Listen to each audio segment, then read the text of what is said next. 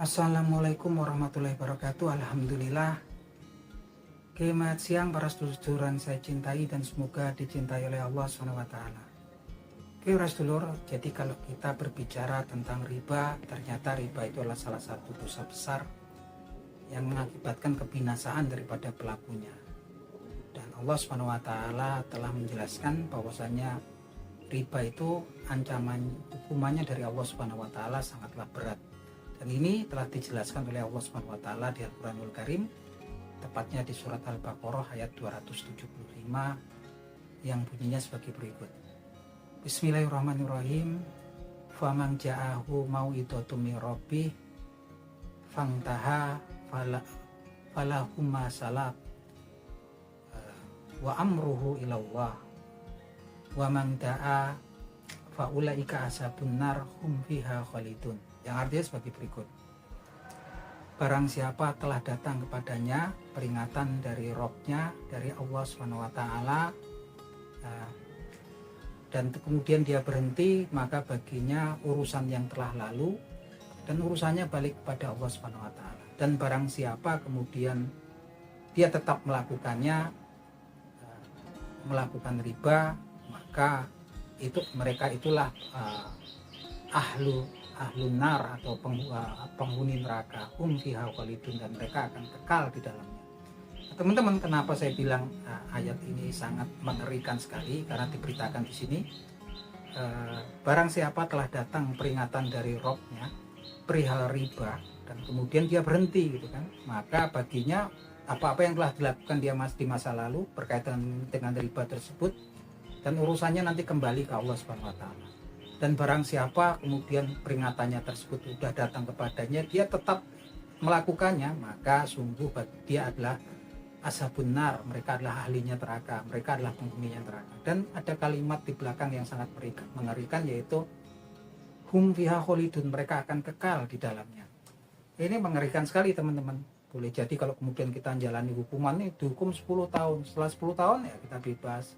Hukumannya 100 tahun gitu kan, setelah 100 tahun kita bebas. Tapi berkaitan dengan riba, ternyata buntutnya itu mengerikan sekali. Hum fiha khalidun, mereka akan kekal di dalam neraka.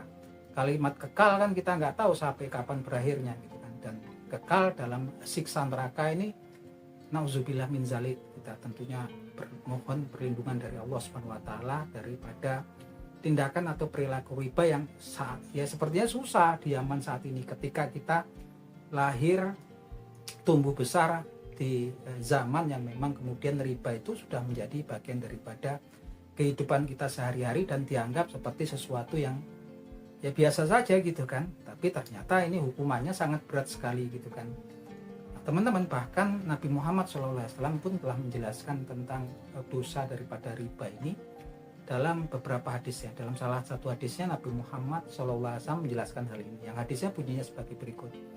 Bismillahirrahmanirrahim.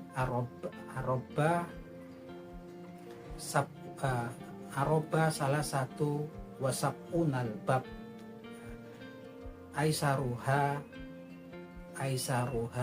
mislu ayangkiha rojul ummah, yang artinya sebagai berikut. Riba itu dosanya ada 73 tingkatan. Dari sini ada 73 pintu gitu kan. Dan yang paling ringan itu tingkatannya adalah kemudian semisal seorang lelaki menzinai ibu kandungnya sendiri. Nauzubillah min zalik ya teman-teman. Jadi riba itu tingkatan dosanya sangat besar. Tingkatan dosanya ada 73 pintu, ada 73 tingkatan. Dan yang paling ringan dosa daripada riba itu semisal seseorang laki-laki yang menzinai ibu kandungnya sendiri. Nauzubillah min zalik ya teman-teman. Zina itu adalah merupakan dosa besar yang sangat membinasakan. Ini diberitakan di sini semisal menzinai ibu kandungnya sendiri gitu kan. Artinya memang riba itu sangatlah besar sekali dosanya di hadapan Allah Subhanahu wa taala.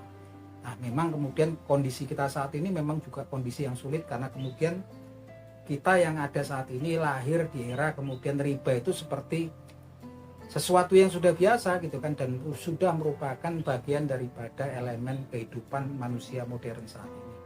Tapi lagi-lagi teman-teman, Kalau kemudian kita hambanya Allah yang beriman, tentunya petunjuk kita adalah kemudian Al-Quranul Karim dan hadisnya Nabi Muhammad SAW. Jangan sampai kemudian kita mencampur adukan antara kebatilan dan yang hak sama yang batil, antara yang benar dan yang batil. Artinya kita kemudian menjalankan perintah-perintahnya Nabi Allah Subhanahu Wa Taala, tapi kemudian kita masih melakukan larangannya, dan riba ini salah satu larangan daripada Allah Subhanahu Wa Taala. Bagaimanapun bentuknya, dimanapun kita berada zamannya, ini adalah peringatan dari Allah Subhanahu Wa Taala yang telah dijelaskan oleh Allah Subhanahu Wa Taala di Al-Quranul Karim dan telah dijelaskan oleh Nabi Muhammad SAW sebagai utusannya Allah Subhanahu Wa Taala di hadis-hadisnya. Oleh karena itu teman-teman, ada baiknya kita kemudian selalu mendekatkan diri kepada Allah Subhanahu Wa Taala, memohon perlindungan dan pertolongannya untuk selamat dari apa yang dinamakan riba, yang seakan-akan memang saat ini sesuatu yang sudah gak terpisahkan dengan kehidupan manusia modern saat ini. Tapi kalau kita punya keinginan, punya tekad, kita memohon pertolongan dari Allah Subhanahu Wa Taala, semoga kita diberikan pertolongan dan perlindungan dari Allah Subhanahu Wa Taala untuk kemudian selamat daripada perilaku yang namanya riba ini. Nah, itu aja teman-teman obrolan kita di siang hari ini. Semoga bermanfaat. Akhir kata wabillahi taufiq wal hidayah. Wassalamualaikum warahmatullahi wabarakatuh.